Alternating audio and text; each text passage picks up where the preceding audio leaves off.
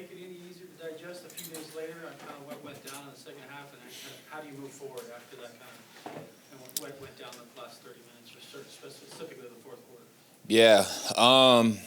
I mean, it didn't make it any easier. I guess, a day to kind of, ponder on and look back on, where the mistakes were made, why they were made, and kind of grow from that. I mean, that's really what you do when you watch the film.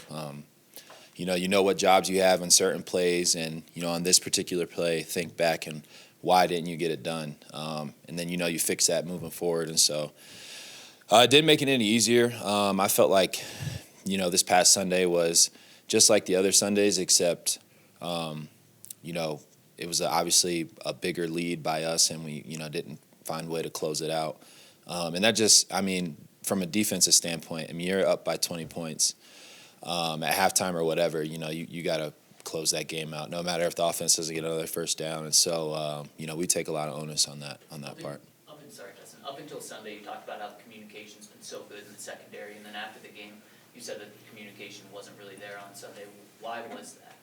Yeah, I think a lot of it was due in part to, in the second half, a lot of what they did was a lot of tempo, kind of tempoing things up. And so, like I said, a big part of what we do is communicate. And it's not just, like one word, everyone's set and ready to go. There's multiple things that have to be said, multiple pieces of the puzzle, in our back end that, have to be in place in order for the whole thing to operate well. And you've seen in spurts, one of the biggest things is, for us is not letting up the big play, and we gave up a couple of those in the second half. And, it's not taking anything away from what they did, because obviously they came out in the second half, adjusted, and executed what they talked about. But a lot of it was self-inflicted as well, where, plays that we kind of easily took off the board in the first half, but in the second half, lack of communication and lining guys up and, just doing our basic fundamentals assignments, and you saw what happened. So it was more missed assignments than guys getting beat. Yeah, no, I wouldn't say we really got beat. Obviously, they get paid too. They make plays, so those are going to happen. But it wasn't just them willing their ways to win. I felt like a lot of it. You go back and you watch the film. A lot of it was just, like I said, miscommunication. Guys thinking they're in one thing when we're in another. And so we just have to be better. And that starts in the back end. Safety, I take onus in that, setting guys up. I talk about it every week. There's a lot on Kareem and I's plate, but, we can get that done, and that's something we got to get done. How much of that miscommunication, like you were talking about, had to do with the crowd, the environment there, and how do you kind of adjust for another probably test in Buffalo on Sunday? It wasn't too loud. Away games are friendly for defenses in terms of the crowd's not into it. Offensively, they have to kind of be quiet, let the offense work. So the crowd noise wasn't that hectic. Obviously got amped up a little bit due to, them coming back and things like that. But, that's something that we've handled well kind of all year round. Communication-wise, we've handled well. And so, not going to take the out on blaming it on, the environment. So. What kind of challenges, first of all, happy birthday. What kind of challenges does Buffalo present? Yeah, they're a really talented team, man. Josh Allen is a really talented quarterback. He can make all the throws. He has a strong arm. A really good build. Runs hard and fast. And so it's going to be tough, man. They play really hard. Obviously, at the tight end position, with Knox, they find ways to get him the ball. He's an athletic guy that can get in and out of his breaks. Getting Brown involved, kind of like their go-to guy, their number one receiver. And so, obviously Frank Gore's been doing it for a long time, and, they get him involved in Singletary running the ball as well. So they got a good team. They're not 7-3 for no reason. So we have a tough task for us, going up to Buffalo as a defense and, being able to put on a good performance so, we can leave that stadium with a win. Does the first half show that maybe there's a good foundation here to build off of, and how hopeful are you that you remain part of that? Yeah, I think it's huge.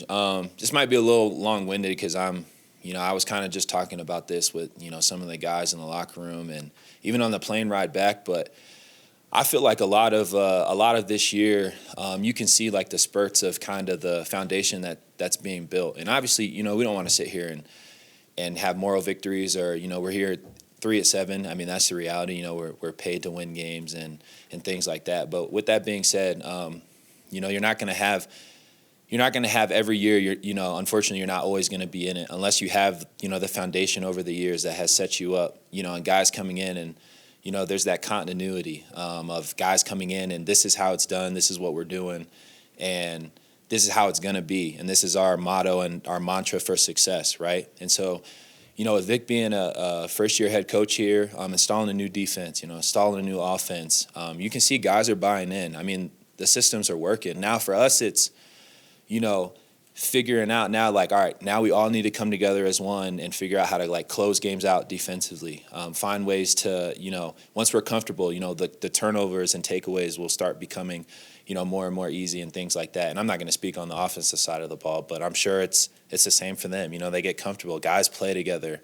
You get more comfortable in the systems and you find ways, to play for something more than yourselves, and you're playing for the brothers next to you. And it's hard when everyone in here is a first-year time playing with each other, and you build off that. Like I said, I know that's kind of a long-winded answer, but it's something that obviously I've said multiple times, like I want to be a part of moving forward, but it also just has to work out in terms of my future here. And like I said, I want it to work out, but it just has to work out on both sides of the spectrum. And so Derek Wolf was asked something along these lines, but with a lot of guys like yourself and others on expiring contracts, if you feel like you're just beginning to lay a foundation with the defense, do you guys talk among each other just about, what it means moving forward with, just a lot of uncertainty on the defense? Yeah, we talk a good bit. I think I actually saw, like, the quote when Wolf was talking, but, after the game, we got back at a decent hour, and we all, most of the team went out, and we kind of just went out and got something to eat, as a team. And we kind of just had like a heart-to-heart, like, we could feel something special was brewing. That first half that we played as a team, special teams, offense, defense, it wasn't perfect. I mean, obviously we were doing really well, but it wasn't perfect. But, there was like that, the energy felt different. The vibe was just different than I've been. It was just different from the times that I've been here the past 3 years, playing. Like, that game just felt different. It felt like, we were kind of gelling as more and more each game as a team. And so it's unfortunate the way it ended because it didn't reflect, how well we played in the first half and, how hard we've been playing all season long. But that's something that we talk about. And, also like what Wolf said, it's unfortunate because that's, it's the way the NFL goes, and you got to find ways to, gel quick because, it's not guaranteed that there's a next year where you'll keep the same unit. So, it's just unfortunate. So If you do keep this unit together, what is the ceiling for this defense if everyone comes back? Oh yeah, it's almost just like anything. You come in, we learned the system, right, and we're still learning it. Obviously, at this point, we're experts, and we're still figuring out the little things. But you put another year into that, another OTAs, another training camp, another preseason, and then you talk about going into the regular season. Kind of already have invested a good year and a half into what you already know, and now polishing up the details. But that's what I was saying. Like, you'll just see things and read things easier. You'll know how you're going to get attacked. Defensively, how you're going to react to certain plays that are teams are scheming you for. And so, I don't want to obviously put like a. I think Will said a while. I don't want to put a ceiling on it because that just means there's limitations. But I think it'd be.